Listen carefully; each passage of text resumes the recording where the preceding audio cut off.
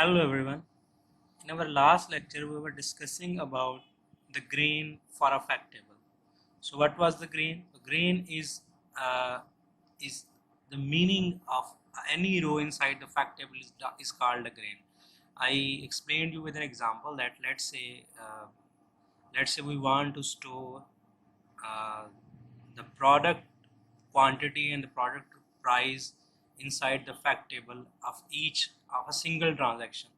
So let's say if we in a transaction we order multiple items or multiple products, the fact table will store each product's quantity and price inside that fact table that is actually recorded against a single transaction. So in that case, the grain of the fact table will be the product quantity and product price inside the fact table of a single transaction is will be called grain of that uh, fact table. Now, in that case, we have not aggregated any data inside the fact table. We can also say that the grain can be the number of items of and the price of those items of a single product sold in a day. So now, in that case, the number of items are aggregated, and the price of all the items of the product that has been sold in a single day has also been aggregated. So we can actually store the data inside the fact table in atomic form or in aggregated form. Depending on that, our grain will actually change based upon how we store data inside the fact table. Now, when we store data in aggregated form in the fact table, so there are many aspects of the data uh, that are now hidden when we aggregate the data. Let's say in the first case, then when we said that we will store the product price and quantity in a single transaction in the fact table, it will actually store each product that was sold inside a transaction. It will store inside the fact table. But when we say we will store the product price and number of items of that product that was sold a single day, now what we did, we actually summed up all the number of items of the same product and the quantity of the same product, and we actually stored inside the fact table. Let's say if a product was product item the items of a product that let's say the product one has um, the item that was sold of product A were 150, and the price of that 150 items were 15,000. In the case of aggregation, it will store the product 1. Number of items that was sold of that product 1 were 150, and the price of that those all the items were 15,000. So now the data we actually stored inside the fact table for a single product will be a one row inside the fact table. But when we go to the more lower detail, we will actually store each product item of the same product in a single in in a single row. Let's say we sold 150 items, so in that case we will actually store 150 rows inside the fact table. In case when we choose the lower grain or we choose the final grain.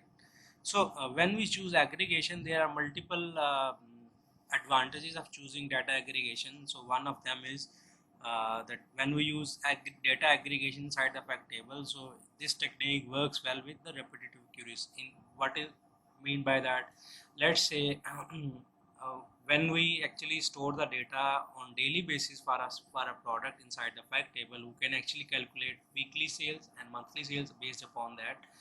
And similarly, these queries are actually mostly same. Actually, what are they doing? They are actually summing up the data on a higher level of detail. So these queries are actually repetitive. They follow the same execution plan. So when they follow the same execution plan, the DBMS do not have to work too much to actually optimize the query. That's why they are called. That's why this statement is saying that data aggregation is working well, will work well with the repetitive queries. Follows the known thought process. Now, when we have stored the data in the very lower detailed form, very lower detailed form, um, what will the CEO think? It will actually bring the data. Actually, it will roll up the data. He will roll up the data, and what is mean by roll up? Actually, if the data is stored like that we discussed of in the grain, that data is stored. The grain of the table was, or the fact table was, that the product we will store the product inside a single transaction inside the fact table, so he can actually roll up the data by getting the daily sales of that product, by getting the weekly sales of that product, or by getting the monthly sales of that product. So this technique of data aggregation follows the normal human thought process.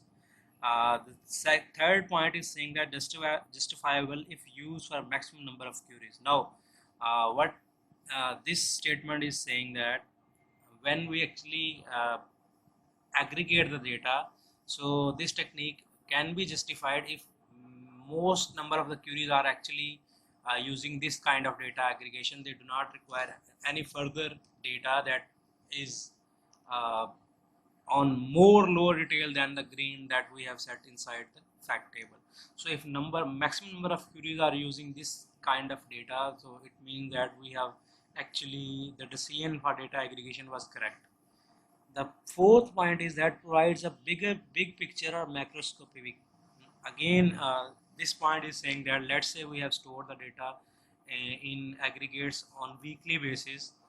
So it means that it will only show the data uh, till the week till the weekly on the weekly basis. It will not show the data on the daily basis, because we have not stored the data in on daily basis, because we actually aggregated all the data on weekly basis. So what we did, we actually summed up all the data that was in daily basis, and we actually stored them in the form of weekly basis. So it provides a bigger picture. It does not go inside the details of that data. It actually actually shows uh, the way that it is stored inside the fact table. Now, the main point here is it is application dependent, usually inflexible to business changes. Now, when you store the data in the form of aggregates, so it means that if any changes comes to any attribute or in the attributes values, you cannot change the value, because you have stored the data in aggregated form, and you will store the data in aggregated form. You will be unable to change actually you will be unable to alter any attributes that is used inside the aggregation.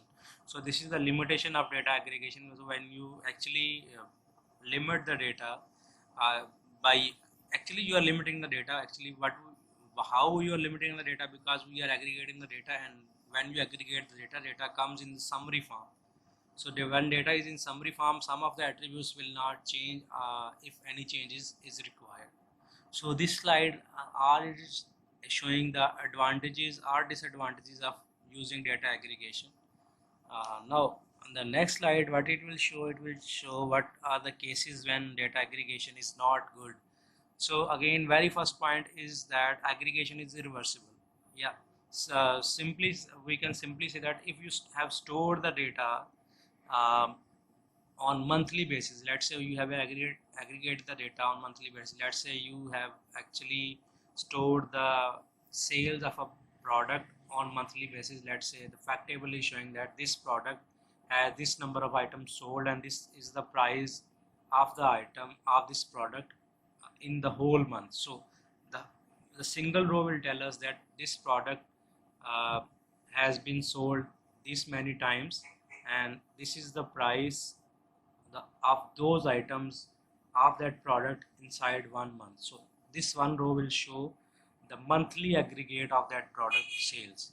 Now, if you want to look at the weekly sales of that product using that monthly information, it is not possible, because this summarized data will not go into the further details. So but if you have stored the data in weekly format, so you will have 4 weeks sales available for that product inside the fact table. So what you can do, you can actually look at the monthly sales by actually summing up all the sales of those weeks aggregates.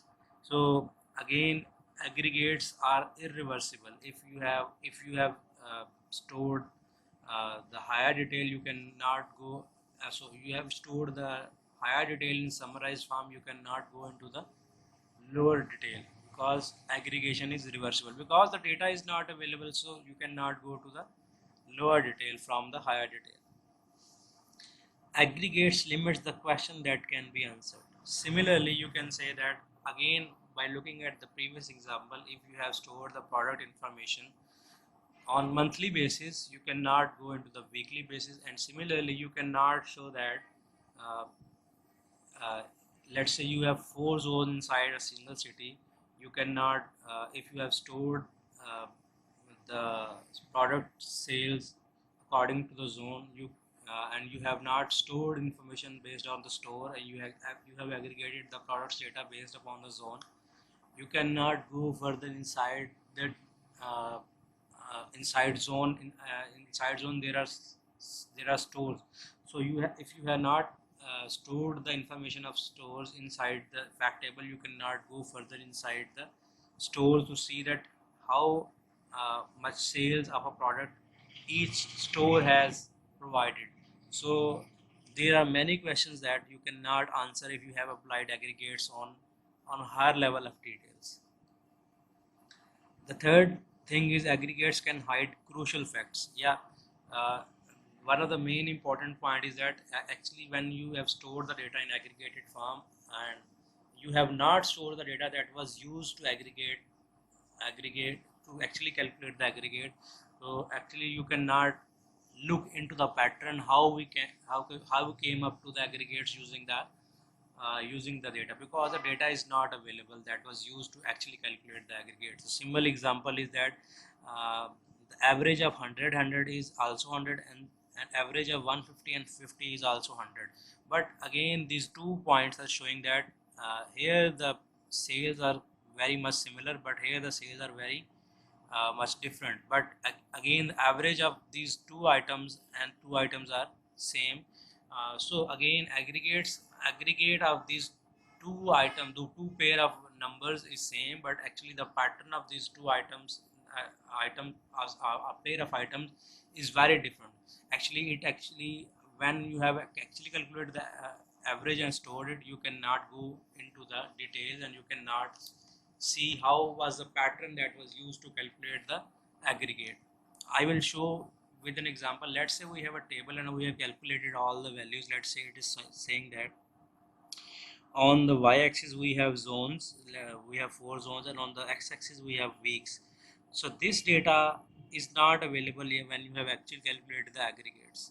So because you have calculated the aggregates, you will not store the data uh, of of of the item that actually was used to calculate the aggregates. So if you look all the averages, they are actually at the same point, but how you come up to this average, you will have to know about the data that was available inside that. So if we look at the data, uh, by looking at the data, we can see that this was the data that was used to actually calculate the average. Uh, the main point here is that when you do not have the data available that is used to actually calculate the average, you cannot go in, you cannot even look into the business how now how the average was calculated. It is perfectly clear, but we cannot see into the detail that how what was the sales of the zone 1 in week 1 and what was the sales of in zone 1 week 2. And average does not show the fluctuation or the fluctuation of sales within weeks. So if you do not have the this kind of data available, you cannot make decisions based upon the data. So in the last slide we discussed that if we do not actually store those data that are actually used to calculate the average, you cannot actually go into the further details of how actually the data is fluctuating between the days. now if you have the data available, you can actually create this kind of report where it is showing that. So these are all the values for zones, and these are all the values for zone for week 1, and similarly for these zones values are sales value of zones for week 2, and for this is for week 3 and this is for week 4. By looking at the report, you are actually saying that in week 1 zone 1 has this amount of sale, which is 100. Zone 2 has this sale, which is 50. Zone 3 has this sale, which is 50, and zone 4 has this sales, which is 200 in week 1. So in this week 1, zone 4 is at the top level of sales. In week 2, all sales of all the stores are at the same level at 100. But again, here the zone 4 value is actually decreasing, and zone 3 values, zone 2 and zone 3 value is increasing, but zone 1 is at the same level of sales. At in week 3, zone 1 is increasing, sorry, zone 1 is at the same level, zone 2 is increasing, zone 3 is at the same level as week 2, zone 4 is decreasing by week, and in zone 4 in week 4 um, zone 4 sales is also at the same level that was in week 3. But by looking at this picture, we can easily say that as the weeks are passing by, the zone 4 sale is also decreasing. How can we know that zone 4 is sales is also decreasing? To see that, we have to further go into the daily sales of the zone 4.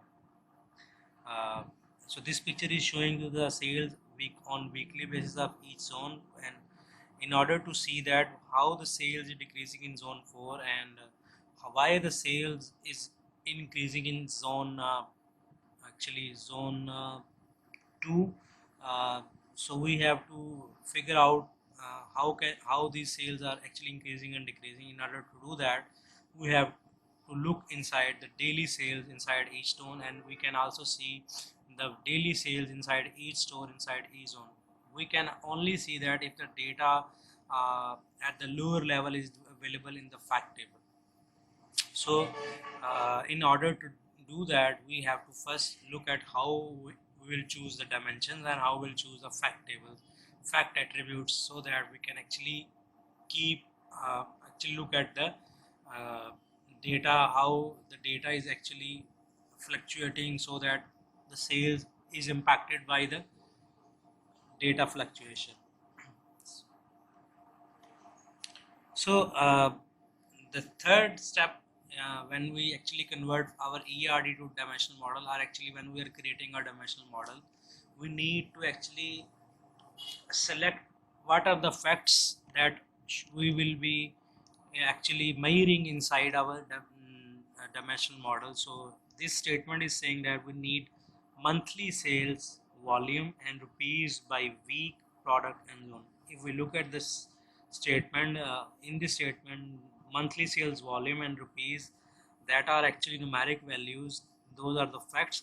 Week, product and zones are the dimensions. It means that we want to actually see the sales according to week, product and zone. It we can actually um, say that term in another sentence, that actually we need the sales of each product uh, that was sold in every week and in each zone. Let's say we have product 1, it is sold in every zone. Let's say we have 4 zones, zone 1, zone 2, zone 3, and we actually want to see the sales by month. So we will have weeks data available inside our fact table. So it means here that there will be entries like, let's say we have 4 weeks inside a month. So in week 1, uh, in zone 1, product 1 has this sales. In week 2, in zone 1, product 1 has this amount of sales. In week 3, zone 1 and product 1, we have this amount of sales for product 1, and in week 4, in zone 1, product 1 has this amount of sales. So If we have only one product that is being sold in all the zones, so we will have 4 aggregated values for weeks inside the fact table, and we can simply calculate the monthly sales for that product. That so we have what we have to do, we have to sum up these 4 aggregated values. So we will come up with another aggregate, which is the monthly sales for that product inside all the zones and inside all the weeks. So so in order to actually achieve this statement, so this is a fact statement that is actually used to calculate the monthly sales. But if you look at this statement, we are actually calculating the monthly sales based on weeks. So it means that we will need the sales amount per week with their products and with their zones available inside the fact table. So how we choose facts? Choose the facts that will populate each table record. So again, fact are choose based upon our grain. As we discussed, grain is actually the meaning of a row inside a fact table. So what a row represents inside a fact table, based upon this we actually choose our facts. So remember, the best facts are numeric, continuous values, valued and additive. So the facts should be numeric and they should be additive. What are additive means? Additive means that these facts should be added according to the uh, uh, and actually there should be a meaning of a fact based upon the dimension that we are actually using to represent that fact. We will look at the example. Let's say the two examples that are given here are quantity sold and amount. Quantity sold is for a product and amount is for the amount of that product for which that quantity has been sold. Let's say we have a product 1, the quantity sold for that product is 50. So the amount of the product of the amount of these 50 items will be, let's say the unit price of that product was 20. So 50 to 20 becomes 1000. So if we have actually sold 50 items of the product, we have actually sales of 1000 rupees inside our fact table. So now by looking at these terms, we actually are actually storing two facts inside the fact table, but whether they are numeric, yes they are numeric, whether they are additive, uh, by looking at the dimension we can actually say that these are additive or not. Because if we choose more dimensions, let's say we choose time dimension, we choose geographic dimension, we choose products dimension, we choose customer dimension. Now number of items sold are the products amounts, maybe it may be aggregated along some of the dimensions inside the fact table, but it may not be additive. It may be aggregated along few of the dimensions inside the fact table. So actually we should choose those facts that are actually additive across all the, actually additive means that those facts can be aggregated along different dimensions inside the fact table. So we should actually choose those facts that are additive. And again, additive means the facts that are actually aggregated along all the dimensions inside the fact table. So what are the dimension? Actually we say that dimensions are actually descriptive measures that actually used to represent a fact. So choose the dimension that apply to each fact in the fact table. So again, in the last slide we see that we look that the fact should be additive across all the dimensions. Similarly, in this case we choose all the dimensions uh, that can be represented, that can represent a fact inside a fact table. So each, mostly the dimension that actually we use inside our fact table are time, product, geography. Customers can also be the dimension inside the fact table. Again, dimensions and facts depends upon what business process actually you are modeling, and depending on your business process you actually choose your dimension and facts. Identify the descriptive measures but that actually explain each dimension. Let's say in our ERD model, when we say that province, divisions, districts, these are all the descriptive measures along with the fact can be calculated. Let's say we can say that please show me the sales across all the provinces. So province we can actually calculate the sales, and we can actually aggregate the sales of along the provinces. And again, the last most important point is when we actually choose dimension, we need to actually identify the hierarchies between the dimensions. We actually discussed some of the hierarchies of the dimension in the previous slide. Let's say in time dimension, we have at the top level we have year hierarchy. Inside the year we can have quarters. So quarter is another hierarchy. Inside quarters we have months. Inside months we have weeks. So there are different hierarchies available inside the time dimension. Similarly, inside the product dimension, we can have multiple hierarchies. So we need to identify multiple hierarchies. And why we need hierarchies? The more hierarchies inside each dimension, the more uh, finer grain of the data, we can achieve. Actually, we can look at the more and more detail if we have more hierarchies available inside the dimensions. It means that we can actually see the facts along each hierarchy of the dimension. So if we talk about the ATM machine, so what is an ATM machine? ATM machine is used to actually record the transactions.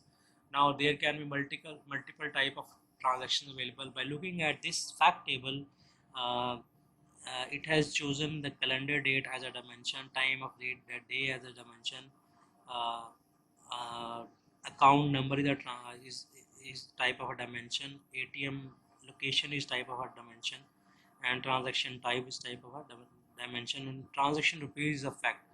Yeah, so the first, the green of this actually, the green of this table is actually to store each transaction on a single row. It means that if I go to an ATM machine, uh, I choose one transaction type. Let's say transaction type is like, now there can be three different type of transaction types: of withdrawal, deposit, check balance. Let's say I choose transaction type withdrawal, and let's say I have gone in the morning, so the time of the day will be morning. Let's say I have gone to the ATM machine on 26th of June, 2020. So that date will be recorded, which will be 26th of June 2020. Time of day will be morning. My account number, and I go to some location where the ATM was placed. So the location will be stored here. The transaction type is withdrawal. It will be stored, and the amount I have withdrawn. So this fact table's grain is to actually store each transaction done by a customer. So now the customer dimension is not taken here. Again, I already told you, you choose dimensions based upon your business process. So this fact table is actually storing actually when we look at the grain of this fact table, it is actually storing the transactions done. So each transaction, each row of a fact table actually stores a transaction uh, done at certain point of time inside a day. So actually we are storing uh, the data at a very lower level of details, and at level after the, we cannot more drill down this data, because this each line of the fact table is actually showing the very lower level of details. So it is explaining, these two lines are explaining the dimensions value. So time of day, so each transaction can have one value. Let's say I have done two transactions, one at the morning time and one at the evening time. So the transaction that I have done at the morning will have the time of day as morning, and that I have done in the evening will have maybe mid morning, and that as and in the evening, so in one transaction I have withdrawn, and in transaction I have the check the balance. So I my two transaction will have different values for different different dimensions. So in here the slide is saying that the single valued attributes during recording of a transaction are dimensions. So it is saying that if you storing the data inside the fact table, each dimension should have a single value. Single values mean that there can be multiple values for a dimension, but when you actually uh, run a transaction, inside a transaction the dimension should have a single value available. and it depends upon your grain, how you which grain statements you are choosing. We will look at another example in which the grain will actually change, so you will need to actually store the data on weekly basis, or maybe you want to actually uh, want to see the amount withdrawn on weekly basis or on daily basis, not the single transaction. So again, according to different gain statements, our facts and dimensions also changes inside the fact table. So so in this slide it is saying that all the dimensions are single valued. Some of in some cases in some cases they are single, in some cases they are not. So if we talk about a car maintenance company, and if a car comes for maintenance, there can be multiple operations or multiple changes to the car can be made. And when the bill is actually provided to you, it actually tells us that this on this day the car with this registration number has been actually maintained or actually serviced by this technician or in this workshop.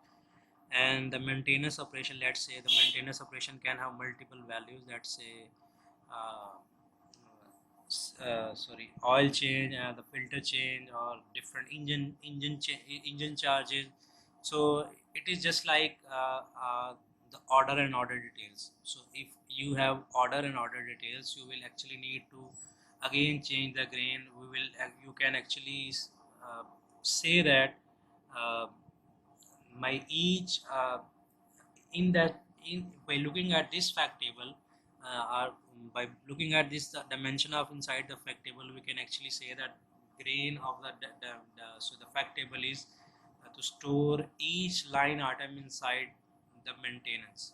So if there are four different maintenance operations are performed to a car, so inside the fact table you will have four different rows for each maintenance operation.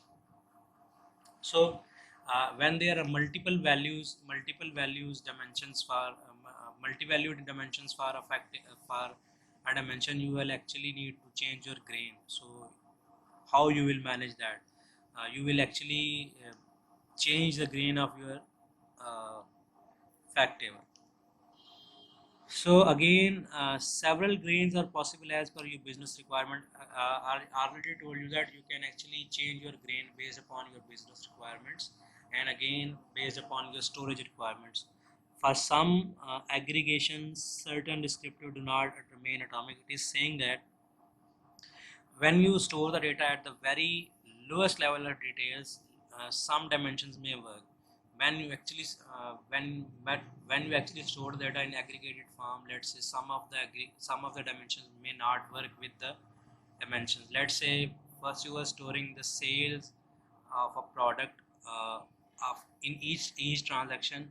Now you can, so inside that you were actually storing let's say you were storing the uh, geography, you are storing the time, you are storing the product, you are storing the customer, and you are storing the amount of sales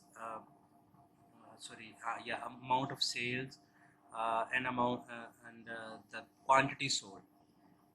When you actually sum up, yeah, when you actually say that I need to calculate the aggregated sales of that product on daily basis, now you will have only one row uh, for each day of that product. Now in that case the customer, um, you cannot actually aggregate your amount of sales based upon your customer dimension. So we'll have to uh, exclude the customer dimensions from the aggregated values of the amount of sales. So example, it has given you example, time of the day may change several times during daily aggregates. When you actually yeah, when your ATM has multiple transactions done on daily basis, each transaction will have the same time of day. Let's say if a transaction has been made between 9 and 12 a.m. So the time of the day will be morning for each transaction done inside that period. But when you aggregate the data, when you actually want to see the aggregated value amount withdrawn, so you cannot so on daily basis, so when you actually aggregate that amount withdrawn, you cannot actually aggregate uh, based upon your this dimension time of the day. So because it will actually calculate the fact will actually calculate the amount withdrawn on daily basis, you cannot actually include time of the day. uh, Actually we cannot aggregate based upon time of the day, because your grain is not telling you that. Your grain was to actually calculate the daily withdrawn amount from the ATM. So in that case your time of the day dimension will not work. Choose the dimensions that are applicable within the selected grain. So you need to choose those dimensions that can apply, or that can be actually described to that can be used to represent the fact. I already explained you the example when your grain was to actually store each transaction inside the fact. The time of the day will work, because that the time of day is working. Actually the time of the day is recorded with each transaction. But when you say I need to store the uh, amount withdrawn, or amount actually uh, actually I need to store the amount withdrawn on daily basis. Now you what you will do, you will actually calculate the aggregate of all the amounts withdrawn on daily basis. In that case you will not need the dimension time of the day. So again the whole point of this slide is that you need to choose those dimensions that are actually applied, that can be actually applied to a certain grain that you have chosen. Now in our next lecture we will take an example of some retail store like our university, and we'll try to build a dimensional model. And in order to build our dimensional model, we actually go through these four steps in which we have studied. Choose the first step was to choose the business process, then the second point was choose the grain, the third point was choose the fact, and the fourth point was choose the dimension by looking all the rules that we have actually studied here.